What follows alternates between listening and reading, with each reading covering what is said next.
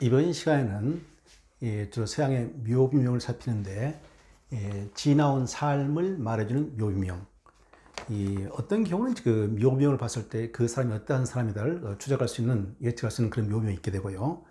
그리고 묘비명은 자기가 직접 죽은 자가 남긴 경우가 있게 되고, 혹은 후대 사람이 남긴 경우가 있게 되고, 그리고 보니까 문인들의 경우는 많은 경우 자기가 썼던 작품 속에 인용문이 나온 인용문이 나온 경우가 있게 되고 말이죠. 되어 있게 됩니다.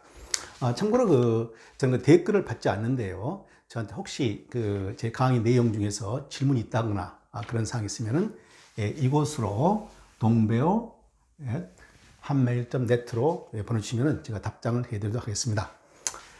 자, 이것도 묘비명이 하나인데요. 너의 묘비명을 미리 써보아라. 그리고 그렇게 살아가라. 상당히 이제 묘비명이라는 것은 후대 사람들이 그 묘비명을 읽고 그 사람을 생각했죠. 그러니까 나중에 내가 죽고 어떤 기억할 만한 것을 남긴다. 그렇기 때문에 어떤 명예가 약간 개입될 수 있고, 좋은 것, 좋은 인상, 추억, 기억, 어떤 긍정적인 면에 있어서 그런 것을 남기고, 어떤 격언이랄지, 금언이랄지, 아포리즘, 이런 것을 남기려고 의식을 하겠죠. 그러다 보니까 묘비명을 먼저 써본다는 것은 후대 사람을 의식해가지고 좀 좋은 이미지를 남길 수 있는 것. 그러다 보니까 거기에 맞춰서 자기가 또 거기에 맞는 그 행동을 취해야 되겠죠. 그래서 그리고 그렇게 살아가라 이렇게 되는데요. 이 기독교 묘비명은 흔히 이 중세 때부터 Here lies, 이곳에 누구누구가 누워있노라 이렇게 되어 있거든요. 그게 이제 17, 8세기부터 서서히 문학적인 묘비명으로 돌아서가지고 멋있는 글귀가 나오고 시구가 나오게 되고 어떤 격언 같은 게 들어가게 되고 이렇게 되어 있거든요. 그런데 이러한 묘비명이 있게 됩니다. Happy they who fear in God, fear nothing else. 하나님을 두려워하는 그들은 행복한 자들인데 그들은 그 외에 어떤 것도 두려워하지 않느니라. 성경에 있는 비슷한 말구죠. 그래서 이 문구를 봤을 때 이 묘명을 남겼던 사람은 상당히 God fearing, 하나님을 경외하고 충성스러운 뭡니까? 성신한 기독교 신앙인으로서 살았다는 것을 예측할 수 있게 되겠죠. 근데 이제 웨스트민스터, 런던의 한복판에 웨스트민스터 사원이 있게 되는데요. 그곳에 지하에 가게 되면은 무덤이 있게 됩니다. 정치가의 무덤, 시인의 코너, 시인의 무덤, 그 다음에 유명한 사람들, 그리고 주교들 무덤도 있게 되고요. 그리고 이제 왕과 뭡니까? 앵공주랄지, 뭐, 여러 가지 위대한 사람들의 무덤이 있게 되죠. 근데 그 어느 주교 묘명에 보게 되면은 이러한 글귀가 쓰여 있습니다. 제가 이제 한국말로 압축하게 되는데요. 나는 세상이 변해가지고, 나라가 변해가지고, 사회가 변해가지고, 그리고 가정이 변해가지고, 이렇게 큰 단체가 변해가지고 계속 영향을 끼쳐가지고, 나라, 사회, 이웃, 가정, 그리고 우리가 변할 줄 알았다. 근데 그렇지 않더라 이것이죠. 그러다가 이 주교가 죽을 무렵에 깨달은 거 있습니다. 그렇지 않고 역으로 내가 변했더라면, 내가 먼저 변했더라면 그러한 변한 모습에 가족이 변할 것이고, 그런 가족의 변화된 모습을 보고 이웃이 변할 것이고, 사회가 변할 것이고, 국가가 변할 것이다, 세상이 변할 것이다, 이렇게 되지 않았겠느냐라는 어떤 자각, 그런 것을 남긴 묘명이 있게 됩니다. 자기의 성찰에 관한 그런 묘명이 될 수 있겠죠. 자, 그 다음에 이 묘명은 이제 알렉산더 대왕이죠. 알렉산더 대왕은 페르시아 제국을 멸망시키고 마케도니아 제국을 형성한 왕으로서 누구나 알고 있는 그 대왕이죠. 이 알렉산더 대왕에 의해서 이제 헬레니즘 세대가 이제 문화와 기초가 되게 되는데요. 이 알렉산더 대왕은 약간 20세에 뭡니까? 정벌을 시작이 돼가지고 많은 국가를 뭡니까? 다스리게 된 것이죠. 그리고 33세에 짧은 나이에 죽게 되는데요. 짧은 나이에 죽게 되는데, 이 알렉산더에 관한 이야기는 굉장히 많죠. 많은데, 자기가 죽을 때 세 가지 유언을 남기게 됩니다. 세 가지 유언을 남기게 되는데요. 그 첫 번째 문관이 내 의사들로 하여금 내 몸을 내 관까지, 내 코핀, 관까지 옮기도록 하라. 의사들로 하여금 내 몸을 내 관까지 옮기도록 하라. 두 번째, 내 관이 무덤으로 가는 동안 그 길을 내가 모았던 금, 은, 희귀한 보석들로 흩어버려라. 그걸 뿌려라 이것이죠. 그 다음에 마지막 세 번째 그 유언은 무엇인 거 아니요? 내 손이 무덤에서 그러니까 늘어뜨리도록 내 손이 무덤에서 늘어뜨려지도록 놓아가라. 그러니까 무슨 말인 거 아니요? 이제 커피를 마련해 가지고 이제 알렉산더 대왕을 관에 담았는데 이 손은 양쪽 손을 다 그 빈 손을 다 밖에 보이도록 하거라. 이렇게 한 것입니다. 그래서 이제 그 마지막 유언을 남길 때 장군들이 모여가지고 대왕이시여 이거 무슨 의미입니까? 물어보니까 그때 말하게 되죠. 자, 먼저 의사들이 나를 고치려고 했지만은 그들이 고치지 못했다 이것이죠. 그것을 보여주기 위해서 의사들이 내 시체를 코피 모두 관을 무덤까지 데리고 가게 하라 이것이죠. 그래서 의사들은 어떻게 보면은 이 사람의 생명을 구할 수 없다 그런 개념이 있게 된 것이고요. 어떻게 보면은 이 생명이라는 것은 어떤 인위적인 조작이 한 것이 아니고 어떻게 주어지는 것이다. 어떤 고귀한 어떤 생명성, 운명 그런 것을 좀 품고 있는 것이죠. 의사들은 내 목숨을 구할 수 없었다. 그런 것이고요. 그 다음에 내 관이 무덤에 가는 길을 금과 은과 희귀한 보물들로 이렇게 흩어놓아라. 내가 모았던 평생에 모았던 이 희귀한 금은 보화가 내가 하나도 가지고 갈 수 없다는 것을 깨우쳐 주도록 하기 위한 것이다. 이렇게 합니다. 세 번째는 내 두 손을 커핀, 그러니까 관에서 내 보이도록 하라. 이와 같이 나는 세상을 정복하고 많은 금보화를 모았지만 나는 빈손으로 돌아가노라 라는 것을 가르쳐 주기 위해서 그렇게 하라 이것이죠. 그래서 부귀영화, 특히 부를 쌓기 위해서 인생을 소비하는 것은 waste of time, 아주 허무한 것이기 때문에 그것에 집착하지 마라 이렇게 하게 된 것이죠. 그래서 이제 알렉산더 대왕이 그 세 가지 wishes, 세 가지 그 뭡니까 유언을 남게 되는데 그 무덤에는 이 툼스톤 무덤에는 말이죠 이와 같은 묘비명이 있게 됩니다.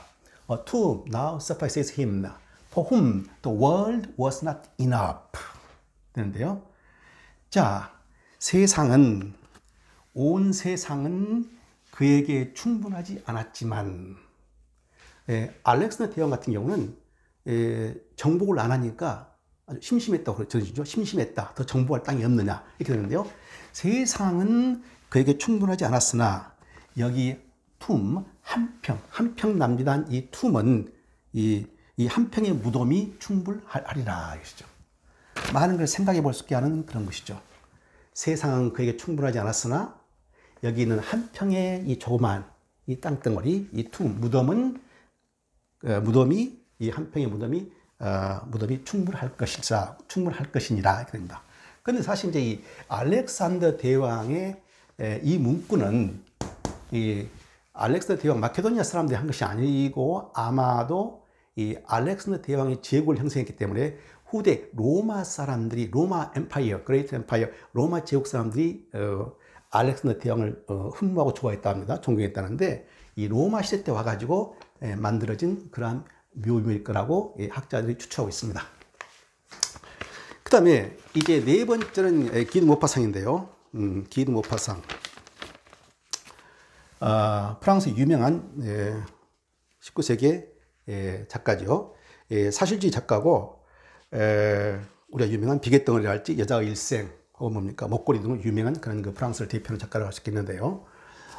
모파상 같은 경우는 이 상당히 이 생활에 있어서 원래는 그 법 공부를 했었고요. 문학을 문학의 취향을 가졌었고, 그다음에 정부에 뭡니까 약간 관리직을 하다가 이 젊은 시절부터 신경질환을 알았다고 합니다. 신경질환을 알았고, 그 다음에 여자들과 방탕한 생활을 했었고 말이죠.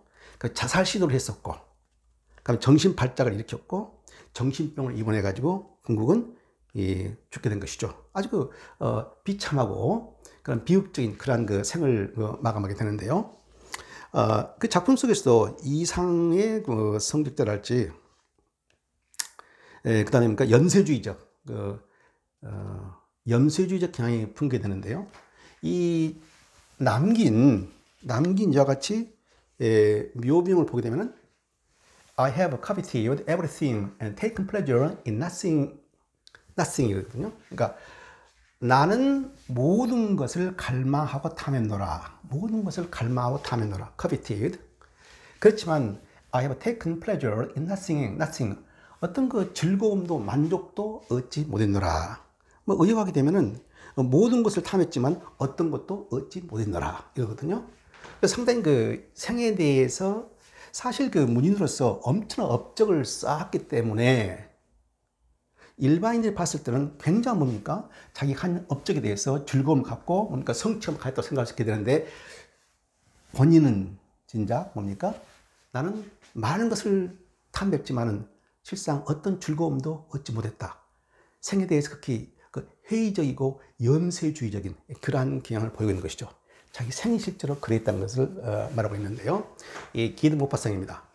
자, 그런데 말이죠. 이 생에 대해서 이제 하비 코만이라는 미국의 20세기 희극 배우가 있게 되는데요. 그 사람 경우는 이와 같은 묘명을 남겼습니다. You are born, you suffer, and you die. 너는 태어나서 고통을 당하고 죽게 되니라. 아주 심플하지요. 희극 배우인데 생애 자체를 suffer, 고통으로 보고 있다는 것이죠. 너는 태어나서 고통을 당하고 죽게 될 것이다.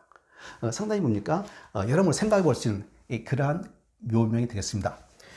프랑스 역시 뭡니까? 스탕달, 19세기에 스탕달 같은 경우는 he lived, wrote, loved. 이 스탕달은 자기가 직접 남긴 묘명입니다. 그는 살았고 글을 썼고 사랑했노라. 살았고 글을 썼고 사랑했노라. 이 스탕달 같은 경우는 적과 흑이라 할지 뭐 파르마의 뭡니까? 수도 같은 거. 역시 프랑스 문학사에서 길이 남을 그런 위대한 사람이죠. 근데 스탕달 같은 경우는 이 모파상과 차이가 있게 되죠. 차이가 있게 돼요. 이 스탕달은 어떻게 보면은 이 자유스러운 영혼, 자유로운 영혼, 인습과 관습을 멀리하고 간섭받기를 싫어하고 자기만의 고유한 세계를 구축해가지고 뚫고 나가는 그러한 뭡니까? 아주 그 혈연 단신으로서 그런 모습을 보게 되죠. 그럼에도 불구하고 이 스탕달의 경우에 있어서는 이 친구와의 우정 관계는 돈독해 가지고 그런 관계를 유지하려고 노력했다고 합니다. 그래서 스탕달은 산무, 집이 없었고 자식도 없었고 애인도 없었다. 오로지 혼자로서 살아가는 그러니까 외로운 인생을 살게 되는데요. 특히 이 스탕달 같은 경우는 이 감각과 본능, 이 감각, 이 본능, 음악과 본능에 입각해가지고 사랑과 예술을 중시했고 행복 추구를 했죠. 행복을 추구했는데 바로 사랑과 예술이 크게 작용했다는 것입니다. 그래서 그런 살았노라, 썼노라, 사랑했노라 이렇게 나왔습니까? 사랑했노라. 이 사랑인데 이 스탕달의 경우는 약간 그 집안이 좀 귀족 집안이어가지고 그런 거 좋은 집안을 받게 되는데요. 이러한 그 아주 독립적이고 자기만의 세계를 구축하면서 나가는 것, 어떤 인습과 관습을 무시하고 그 자기의 세계를 펼쳐가는데 방해가 되는 세상을 적으로 보고 싸우는 그러한 모습을 보이는데요. 바로 19세기에 영국의 로드 바이론이 있게 됩니다. 바이론 유명하죠. 바이론, 돈 후안. 이 바이론 같은 경우가 바로 그런 경우죠. 그래서 바이로닉 히어로, 바이론적 영웅이라게 되는데요. 자기만의 고유한 철학관, 인생관을 생각을 세워가지고 그 누구의 간섭도 받지 않고 인습과 간섭을 타파하면서 그대로 돌진해가는 것.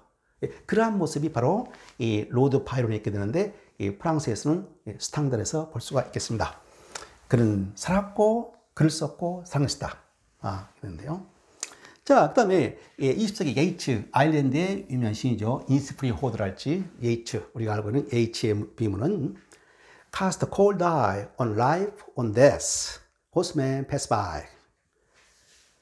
생과 죽음의 cold eye, 차가운 눈, 냉철한 눈을 던져라.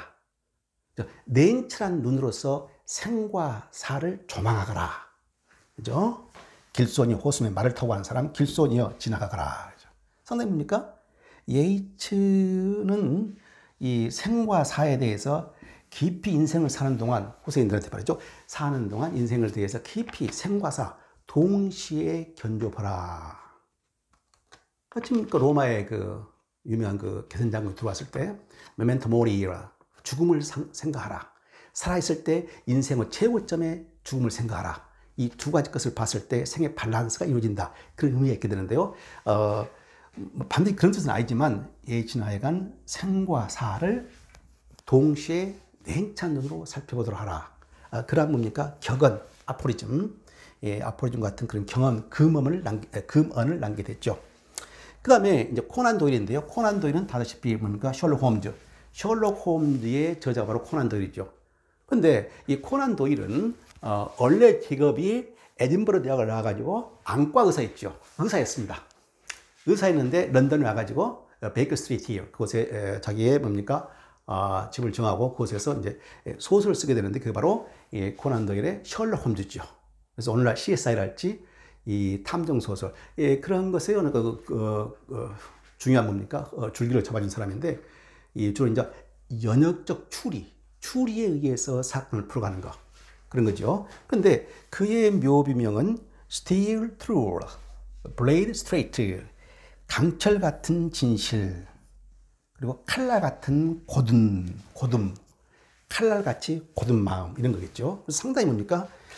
그 코난 도일의 그 생활에 대해서 많이 알려지지 않습니다. 그런데 이 약간 작품 내용과는 좀 다른 그런 것도 아주 단호하면서 생에 대해서 아주 뭡니까? 굳건함을 보여주는 그러한 묘명이 되겠습니다. 강철 같은 진실, 그리고 칼날 같은 고둠. 어느 정도 코난 도일의 그 인생관을 사상관, 그 생활관을 엿볼 수 있는 그러한 묘명이 될 수 있겠습니다. 자, 그 다음에 이제 칼 막스가 나오게 되는데요. 칼 막스는 뭐 다 아시다시피 공산주의 선언이랄지 자본론 이런 것을 쓴 사람이죠. 그런데 칼 막스의 무덤은 독일 사람인데 영국에 와가지고 나중에 칼 막스가 영국에서 이제 뭡니까 집필활동을 하게 되는데 이 칼 막스 같은 경우는 사실 대형 박물관 영국에 있는 대형 박물관에서 그 작품 활동하게 됩니다. 그리고 이제 영국에 살게 되는데 이 묘가 하이게이트에 있습니다. 이 하이게이트 가면은 많은 유명한 사람들의 묘가 있게 되는데요. 런던시의 약간 북부에가 하이게이트가 있게 되는데 그곳에 바로 많은 유명한 사람들의 무덤이 있게 됩니다. 또 하이게이트는 19세기 영국 낭만파의 뭡니까? 사무엘 테일러 코울리지가 살았던 곳이고요. 코울리지가 이 마약을 했는데 오피움 이터 마약을 샀었는데 그 마약을 몰래 샀던 약국이 지금 느끼게 됩니다. 그래서 이 하이게이트는 문학이나 뭐 철학이나 이런 걸로 굉장히 뭡니까 유명한 지역이 되겠습니다. 그런데 이 간단합니다. 칼 막스의 이제 묘비명 간단한 건데요. Workers of all lands unite. 세상의 모든 노동자들이 단합하라. 이와 같은 문구가 써 있게 되는데 사실 그 밑을 쭉 보게 되면은 또 한 문구가 있게 됩니다. 무엇인 거 아니에요?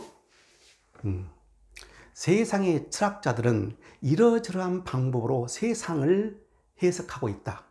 하지만 the point, 핵심이 되는 것은 그 세상을 변화시키고자 하는 것이다. 이 같은 말을 남기고 있습니다. 자, 그 다음에 이제 이 엘리자베스 1세로 가게 되는데요. 엘리자베스 1세는 바로 이 영화도 많이 나왔고 굉장히 영화도 뭐 수십 편 나와 있죠. 그런데 이 굉장히 엘리자베스 1세를 기점으로 해가지고 16세기 이 1558년 1558년 여왕으로 즉위해가지고 거의 40몇 년간을 43년간을 여왕을 있게 된 것이죠. 그런데 그 공통점이 말이죠. 영국의 여왕이 몇 사람 안 되는데 엘리자베스 1세 여왕 43년간 레인 통치하게 되고요. 그 다음에 영국의 빅토리아 여왕도 60년 넘게 통치하게 됐죠.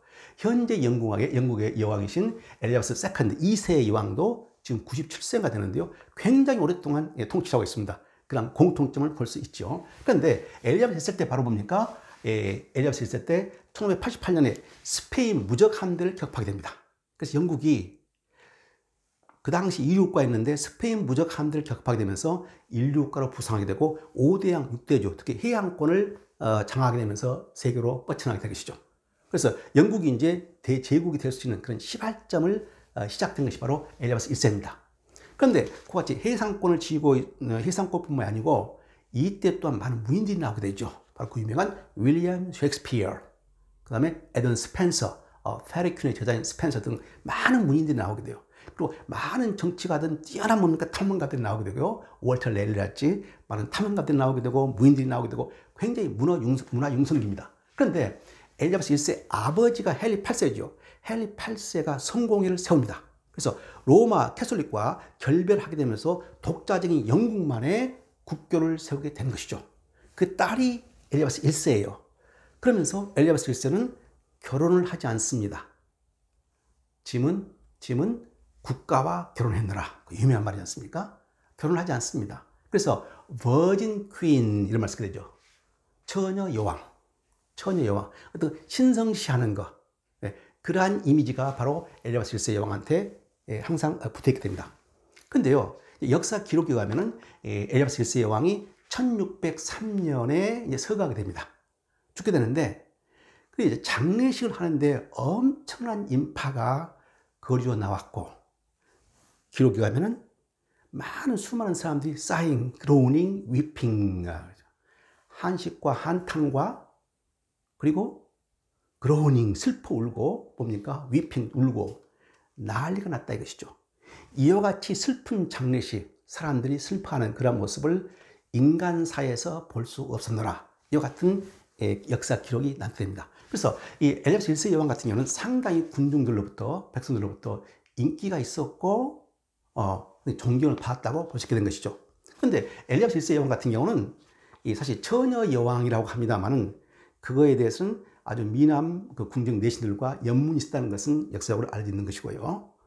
그리고 상당히 뭡니까? 투자, 돈과 수입이 바로 권력을 유지하는데 핵심적인 것이다 해가지고 직접 여왕이 이 수입을 증대화시키고 뭡니까? 그 해외 모험을 가는 사람들, 가는 그 회사들이랄지 거기에 주주를 사기도 하고 투자를 하게 됩니다. 그래서 상당히 돈에 애착이 많았던 그런 여왕이 엘리자베스 1세 여왕이고요. 그리고 상당히 공부를 많이 했습니다. 그리고 근데 어쨌든 자기 엄마는 헨리 8세 아버지의 두 번째 부인입니다. 두 번째 부인인데 아버지에 의해서 뭡니까? 목이 날아가게 되죠. 그래서 아주 불안한 그러한 가정사를 가지고 있게 됩니다. 그런데 자, 이분이 엘리자베스 1세가 상당히 뭡니까? 이 공부를 많이 했고요. 공부를 많이 했고 그래서 상당히 위트가 있었고 그랬다고 그래요. 그리고 춤도 잘 추고 말이죠. 쾌활한 성격에다가 키가 그 당시 1m 70이 넘었다 합니다. 얼굴은 창백한데 키가 컸고 말이죠. 아주 화려한 옷을 입었고 말이죠. 그렇게 되는데 자, 먼저 그 엘리자베스 1세 여왕이 했던 말이 있게 돼요. Anger makes dull men wittier, but it keeps them poor. 분노가 아둔한 어리석은 사람, 아둔한 사람을 witty, 약간 재치 있게 만들 수 있지만은 하지만 그러한 분노가 항상 그들을 가난하게 만든다. 이렇게 됩니다. 상당히 실리적인 그런 말이죠. 실리적인 말이에요. 자기 언니가 먼저 왕이 되는데요. 이복 언니가 여왕이 되는데 바로 그때 이제 이 성공회를 무지하게 죽여버립니다. 그래서 블러디 메리를 하게 되는데요. 그래서 이제 구교와 신교 그 차이 엄청난 뭡니까? 캐톨릭과 성공회가 싸움이 있게 되고 피바다가 됩니다.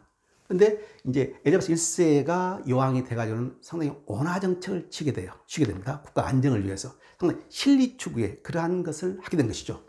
그러니까 이러한 문구도 보게 되면은 이 앵거 분노란 것을 이제 어떻게 해석할 거냐에 따라 틀린데 공분이 있게 되고 사적인 어떤 분노가 있게 되고 불법과랄지 혹은 뭡니까?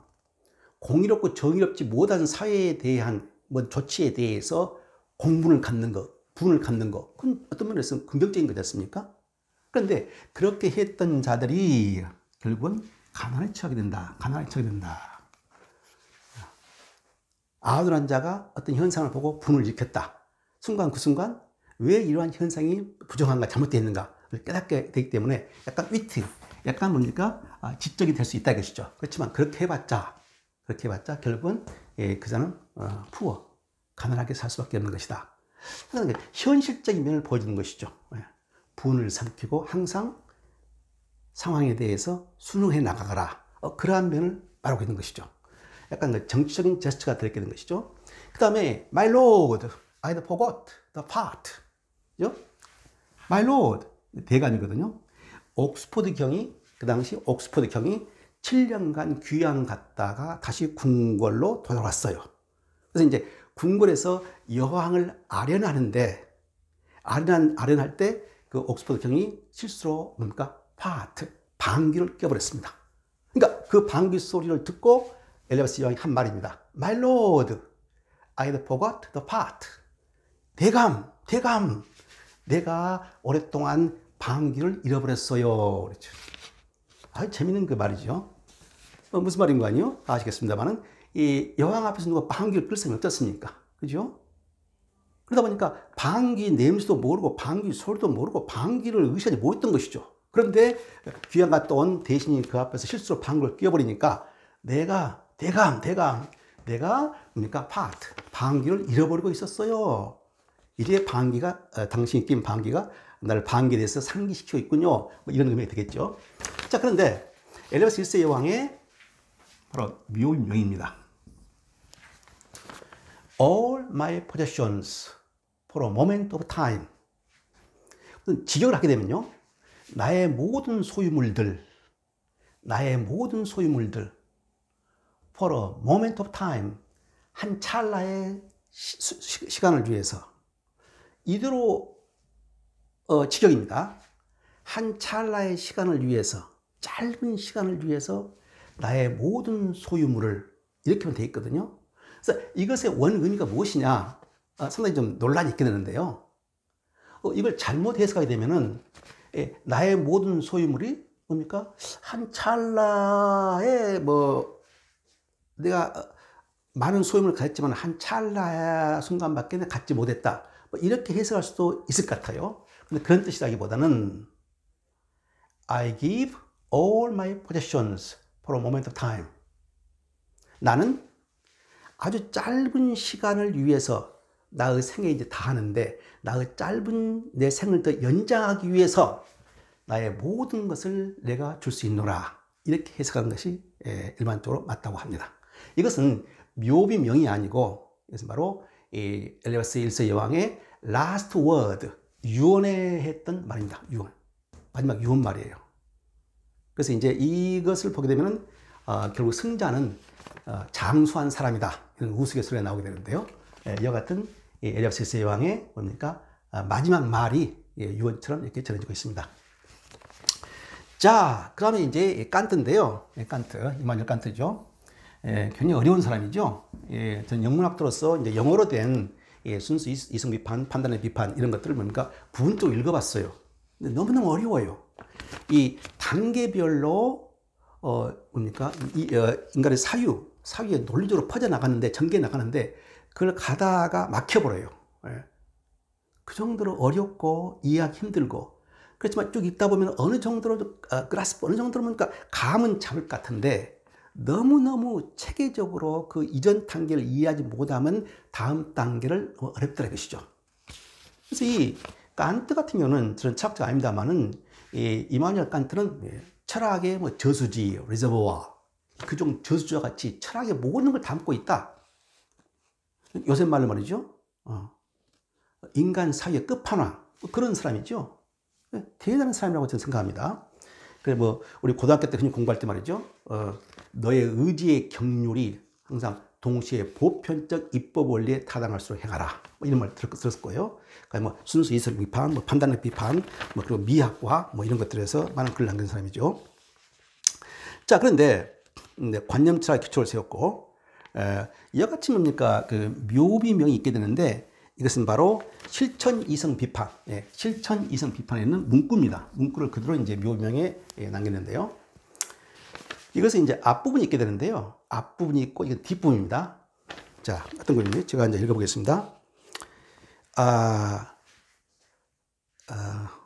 꾸준히 성찰하면 성찰할수록, 꾸준히 묵상하면 묵상할수록, 더욱 새롭고, 더욱 커지는 경탄과 찬사와 경이로움과 경외로움으로 내 마음을 채우는 두 가지가 있다.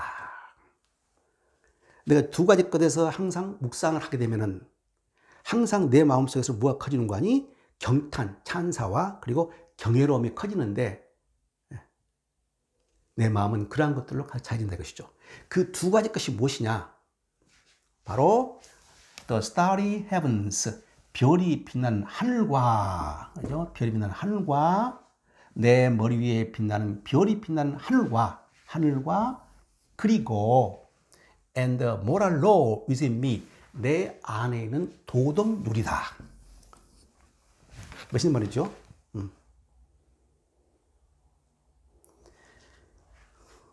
성찰하면 성찰할수록 더욱 새롭고 더욱 증대해지는 커지는 경탄과 경외로움으로 내 마음을 채우는 두 가지 있게 된다. 그 하나는 별이 빛나는 하늘과 내 머리에 있는 하늘과 그리고 내 마음에 내 속에 있는 도덕률이다.